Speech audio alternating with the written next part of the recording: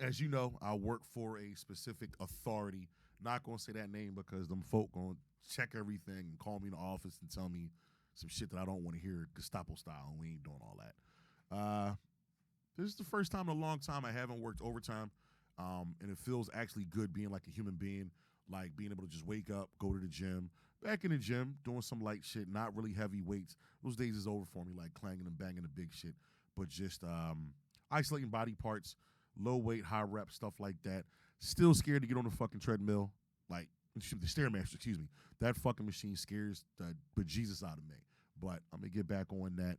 Just getting back to being a regular person. I don't have to be to work until 1:30, and waking up at 4:30 in the morning, getting to the gym and being done by 6, and having 7 hours to just do some shit is like the shit. And you can get so much done. As far as business, as far as just you writing, have an affirmation book, doing things for yourself, and just trying to build yourself back up, because that's been a struggle of mine. I'll say from last year to about right now, just losing focus on myself and trying to figure out what it is I want to do. Yeah, I can be honest about that and say that I've lost focus a few times over the course of last year to this year. Just with really locking in. That's one of my downfalls that I have. That I tend to be very, very what's the word, over the top and extreme. Where if I'm going to do something, I'm going to give you 150 fucking percent. But if I'm not going to do it, you get the fucking donut. Like, it's not going to happen. I'm not doing shit. And the word balance, like balance plays a major part for me as far as like what I need to do for myself and for others. And I've haven't shattered friendships or relationships, but I've kind of put things in limbo or in flux with that because of my overzealous behavior with things. So again, having 7 hours before I have to do anything constructive at work is kind of like a really, really great fucking step for me, because I'm able to write stuff down. I'm able to read a little more. I'm not really watching TV too much, but just catching up on stuff, maybe watch a program. And here's the cool shit, like around 9:30, 10 o'clock, I can take a fucking nap and wake up at like 11:30 and still get the fuck to work and get stuff done. So, 3 or 4 days, no OT, not too bad. But the main reason why for the OT being restricted is, and I want to say this to you people, man, don't ever pocket watch people. If somebody's making money, let them make fucking money. What they eat ain't gonna make you shit. That is a quote from Sean Carter, Hove, Jay-Z, whatever you want to call them. But remember that. What they eat won't make you shit.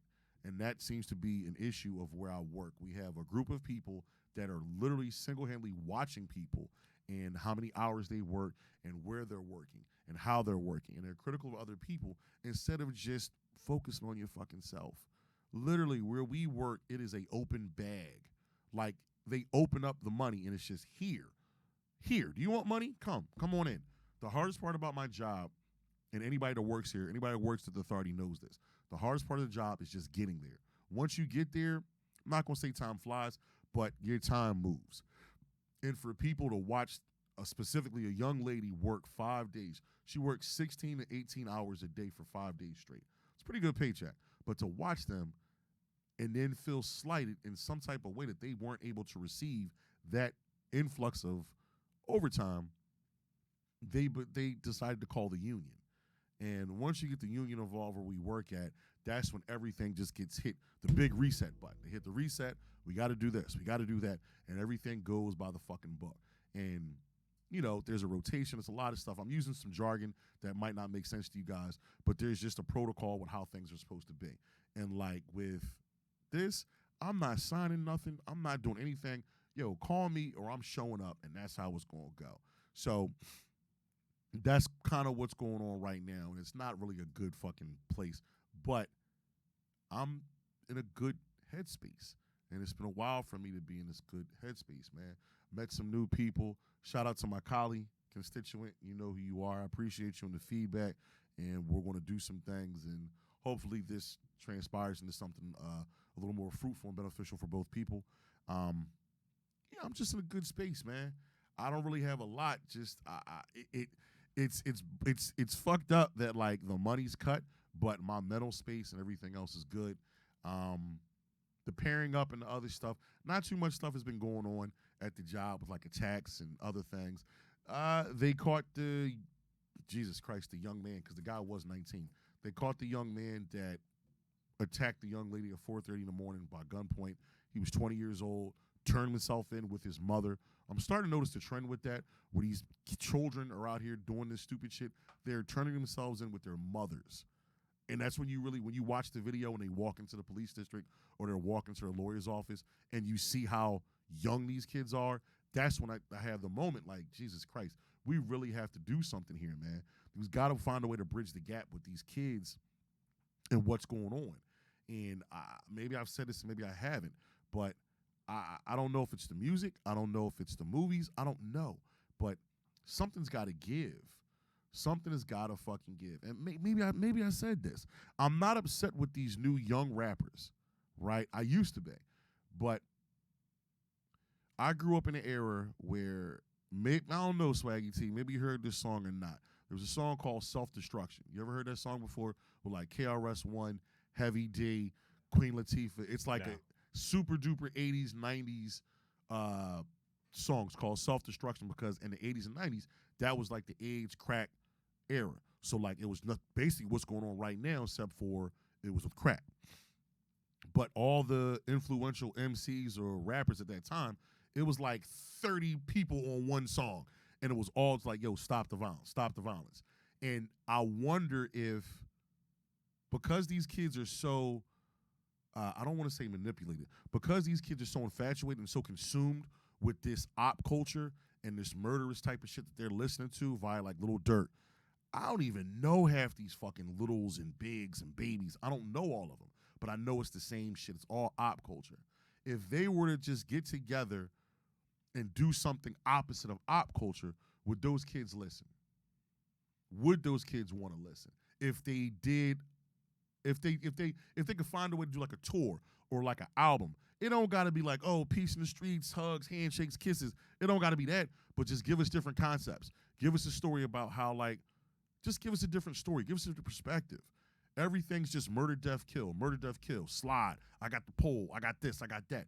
That's cool. But give me something opposite of that, because these kids are super duper consumed by that, which means if you put out something opposite of that, they would consume that.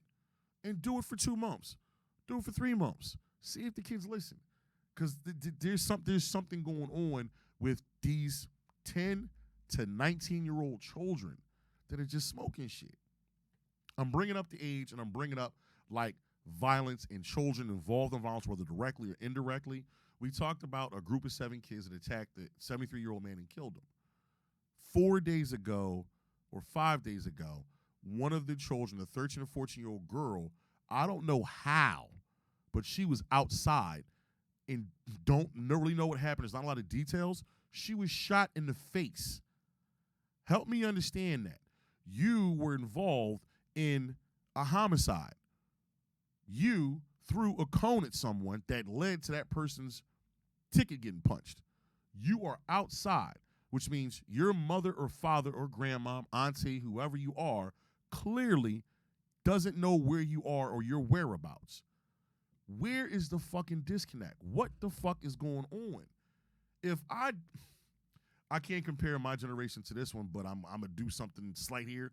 If I did anything remotely close to that, my dad would have beat the black off me. I'd have been walking around with nothing but white meat, literally, and in my room, locked up. Only come out to get food and use the bathroom. Go back in your room. I don't understand that. You literally you punched a man's ticket, and you're outside, and you're outside around questionable people. I don't get this. This is where I was saying, if you want to make an omelet, you got to break some eggs. You got to hold these parents accountable. These kids really got to get their feet underneath the fire, because if they don't get this shit, then they're never going to get it. And the problem with that is you're going to have a kid thinking, okay, I killed somebody at 17. What's that kid going to think when they turn 30? I got a job. I pay my taxes. I'm a grown-ass man. I'm a grown-ass woman. You can't tell me shit. They're just going to run around smoking shit? Like, I don't get that shit, man. We got to figure something out. I swear we had a episode called It's All Just Fucking Simulation. This feels like a fucking simulation because of what is going on and how repetitive it is.